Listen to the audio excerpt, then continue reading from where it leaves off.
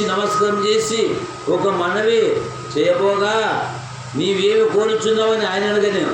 అందుకు, నీ రాజ్యమందు ఈ నా ఇద్దరు కుమారుల్లో ఒకడు నీ కుడివైపున ఒకడు ఎడమవైపున కూర్చుండనిమ్మని ఆయనతో నేను. అందుకు యేసు, నీవేమి అడుగుచున్నావో అది నీకు తెలియదు. నేను త్రాగబో గిన్నెలను మీరు త్రాగుదురా అని అడగగా, వారు త్రాగలమనిది. ఆయన, మీరు నా గిన్నెలోనిది త్రాగుదురు కానీ నా కుడివైపున ఎడమ వైపున కూర్చుని నా వశం లేదంటాడు. ఇక్కడ నా తండ్రి చేత ఎవరికి సిద్ధపరచబడినో వారికి అది దొరుకునని చెప్పాను. ఒక ఆమె వచ్చింది, ఇద్దరు కుమారులు వచ్చింది యేసుప్రభు పాదాల దగ్గరకు వచ్చి, అయ్యా నాకు ఇద్దరు కుమారులు ఉన్నారు. ఏమంటున్నది? నాకు ఇద్దరు కుమారులు ఉన్నారే. యేసుప్రభు దగ్గరకు వచ్చి, అప్పుడు జెబెదయి కుమారుడైన తల్లి కుమారుతో వచ్చి ఆయన దగ్గరకు వచ్చినాడు. నీవేమి కోరుచున్నావని యేసుప్రభుని అడగగా, నీ రాజ్యమందు ఈ నా ఇద్దరు కుమారులు నీ కుడివైపున ఒకడు నీ ఎడమవైపున కూర్చున్న సెలవుమని ఆయన యేసుప్రభుతో చెప్తుంది ఈ తల్లి. అంటే యేసుప్రభు అంటాడు, అది తండ్రి స్వాధీనం ఉన్నాయి, నా స్వాధీనంలో లేదు. తండ్రికి ఎవరికి సిద్ధపరచునో వారికి అది దొరుకునని చెప్పాను. తండ్రి స్వాధీనంలో ఉంది. అందుగురించి యోహాను సువార్త 14:6 5-6, నేనే మార్గము సత్యము జీవము, నా ద్వారా తప్ప ఎవడ తండ్రి యొద్దకు రాను. బైబిల్ చెప్తున్నారు. కోరికల కొరకు నమ్మేది కాదు. ఓ క్రైస్తవుడా, నీకు లోక సంబంధం కార్యక్రమంగా లోక సంబంధ కోరికలు వద్దు. ఆత్మ సంబంధమైన కోరిక కలిగి జీవించు, ఆత్మ ఫలాలు కలిగి జీవించు. అందుగురించే 31వ కీర్తన, కాలగతులు నీ వశంలో ఉన్నామంటాడు భక్తులైన దావీదు. కాబట్టి నిత్య జీవనకు పోరాడేటటువంటి పోరాటం చేయాలి మనం. ఈ లోకంలో 60-70 సంవత్సరాల పిల్లరా, ఈ 60-70 సంవత్సరాల్లో మనం ఏ విధంగా ఎలాగా జీవిస్తున్నాం ఒకసారి ఆలోచించాలి. ఈ భూమి మీద కోటి విద్యలు ఉన్నాయి. పరలోక రాజ్యం చేరాలంటే 66 పుస్తకాలు వెళ్ళి మహావేద గ్రంథాన్ని మనకి ఇచ్చారు. ఆయన అంటాడు యోహాను 14:5, యేసు చెప్పేది, నేనే మార్గము సత్యము జీవము, నా ద్వారా తప్ప ఎవరు తండ్రి యొద్దకు రాడు. మరి మనము ఒక ఊరికి ఎన్నో రస్సులు ఉన్నాయి. మరి పరలోక రాజ్యం పోవాలంటే యేసు ప్రభుత్వాన్ని పోవాలని బైబిల్ చెప్తుంది. ఏమన్నా పరలోకం ఏమైనా భూలోకమా? మీరు ఇట్లా రావచ్చు అంటారు. సరైనది కాదు పిల్లగా. యేసు ద్వారా పరలోక రాజ్యానికి మార్గం, యేసు ద్వారా పరలోక రాజ్యం, యేసు క్రీస్తు ద్వారానే పరలోక రాజ్యం, ఎవరి ద్వారా లేదు. అందుగురించే నేనేమంటాను తెలుసా? ఏమంటాడు? మీ హృదయములు కలవరపడనీయకుడి. మీ హృదయాలు కలవరపడనీయకుడి, నా యందు విశ్వాసముంచుడి. నా తండ్రి ఇంట అనేక ఇండ్లు నివాసాలు ఉన్నాయని చెప్తుంటే జనాలకు అర్థం కాలే. ఏమిళ్ళు? బంగారు వజ్రాలు కంటే విలువైనటువంటి. అందుగురించే మళ్ళీ వచ్చి మేము తీసుకొని పోతున్నాము. ఈ చూసే కోరికలు, నాకు అది కావాలా, ఇది కావాలా. ఒక ఆయన వచ్చి నాకు 10 లక్షలు నీ అంటే వస్తావు, నాకేమో 10 లక్షలు ఇచ్చి నా ఇంటికి ఎందుకు వస్తావు? 10 లక్షలు కావాలంట. ఎందుకు ఇవ్వాలా? నమ్మనోడు పాడైపోతాడు, దేవుని నమ్ముకున్నాడు పరలోక ఇన్ని కోరికలు ఇన్ని కోరికలు పెడితే దేవుడు తీర్చగలరా? అడుగుడి నీకు ఇవ్వని, ఏది అడిగితే అడగక మునిపే తెలుసు నీ సత్క్రియలతో దేవుని కనపరచాలి. అందుగురించే తన యందు ఆయన ప్రవర్తన కాచును, తన యందు భయభక్తుల వారి కోరిక ఆయన నెరవేరుస్తాడు. అంటే భక్తి ఉండదు, శక్తి ఉండదు, భయం ఉండదు, భక్తి ఉండదు. నా కోరిక ఒకటి నెరవేర్చు దేవా, నా కోరికలు నచ్చుడే. దేవుడు కోరిక నెరవేరుకుంటే దేవునికి సపోర్ట్ సూచిస్తారు. దేవుడి కోరిక నెరవేరుకుంటే దేవుని మీద అపకీర్తి పాలు తెచ్చి పెడతారు. ఇదే దైవ లక్షణం, ఇదేనా? కాదు పిల్లరా. అందుగురించే మరి యాకోబు రాసిన పత్రిక 1వ అధ్యాయం చూస్తే దేవుడు ఒక మంచి మాట మాట్లాడుతున్నాడు. యాకోబు భక్తులు రాపించాడు. మరి ఇక్కడ అబ్రహాము గారు విశ్వాసులకు తండ్రి. ఆయన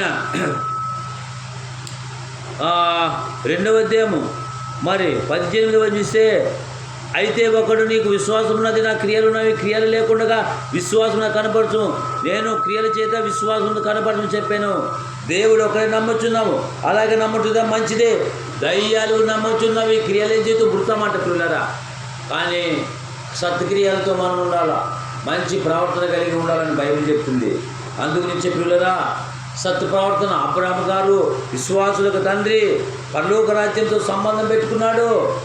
మరి అబ్రహాము గారు పరలోక రాజ్యంతో సంబంధం పెట్టుకున్నాడంటే మనం ఎవరితో సంబంధం పెట్టుకున్నాడు? ఆయన మరి హెబ్రీ రాసిన 11వ అధ్యాయం నీటి చదివితే భూమి మీద ఉంటూ దేవుని డేరాలో దేవుని కనపరిచిన మహానీయుడు అబ్రహాము వలె మనము.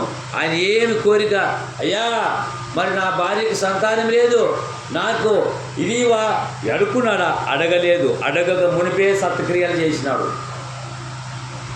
పరిచయం చేశాడు దేవదూతలకి. వాళ్ళ నోటి రేపటే వచ్చింది, ఆశింపు పొందాడు అబ్రహమయ్య. దేవునికి స్తోత్రం. అబ్రహాం వలె మనం జీవించే విశ్వాసులు తండ్రి. కానీ మన కోరికలు ఇన్ని పెడతాం, దేవుని బాధల దగ్గర సక్సెస్ కాలేదనుకో దేవుడు దూషిస్తాడు. అది పద్ధతి కాదు. అందుగురించి యాకోబు 1:13 చూస్తే 12 చూస్తే శోధన సహించేవాడు ధన్యుడు, అతడు శోధన నిలిచిన వాడై ప్రభు తన్ను ప్రేమించే వారికి వాగ్దానము చేసిన జీవకీర్తం పొందును. దేవుడు కీడి విషయమై శోధింపనేరుడు. ఆయన ఎవరిని శోధింపడు కనుక ఎవరైనా శోధింపబడినప్పుడు నేను దేవుని చేత శోధింపబడుచున్నాను అనకూడదు. మన కోరికలు నెరవేరకపోతే దేవుడు నాకు మేలు చేయలేదప్ప అంటారు. దేవుడు నాకు మేలు చేయలేదంటారు, నా కోరిక నెరవేర్చలేదు అంటారు.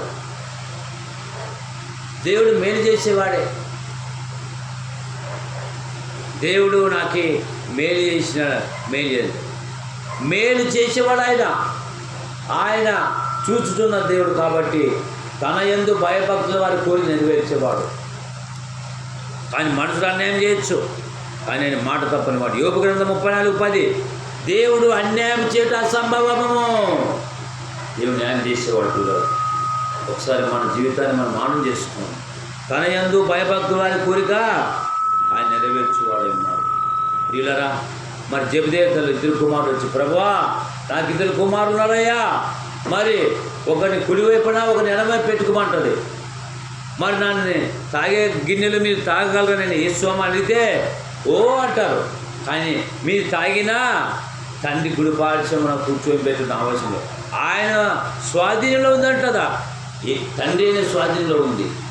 ఈ భూమి మీద మనము ఎన్నో నిత్యములు, ఎన్నో ఆలోచనలు, కానీ యేసు ప్రభులో ఉన్న కష్టమైన నష్టమైన నడుచుకోవడం గొప్ప ఆశీర్వాదం. అందుగురించే ఇక్కడ అంటాడు 146 3వ రాజుల చేతన నరుడి చేతన రక్షణ కలదు, వారి నమ్మకం వారి ప్రాణం వెడలిపోను, వారి మంటి పారదు, వారి సంకల్పం నాడే నశించును. ఎవరికి యాకోబు దేవుడు సహాయకుడునో, ఎవరు తన దేవుడిని యెహోవా మీద ఆశ పెట్టుకున్నో వాడు ధన్యుడు.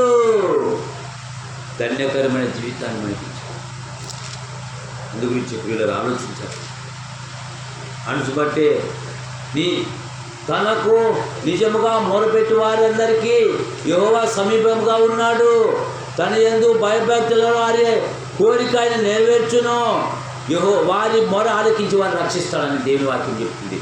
నీ సమస్యలో వచ్చావా, నీ బాధతో వచ్చావా, నీకు దేవుని అడుగు. నీ సత్క్రియలు అబ్రహాము వల్ల సత్క్రియలు కొనసాగించు, అబ్రహాములో జీవించు. ఈ భూమి మీద పుట్టడుకో ఇన్ని గంప కోరిక ఆయన బాధలు నడిచి పెడుతున్నాం. దేవుడు నాకు మేలు చేయలేదు, మేలు చేస్తే మంచోడు అంటే మేలు చేయకుంటే దేవుడి మీద కూర ఎంతో అవమానకరంగా మాట్లాడతారు. అది న్యాయమేనా? దేవుడు అన్యాయం చేయడం అసంభవం.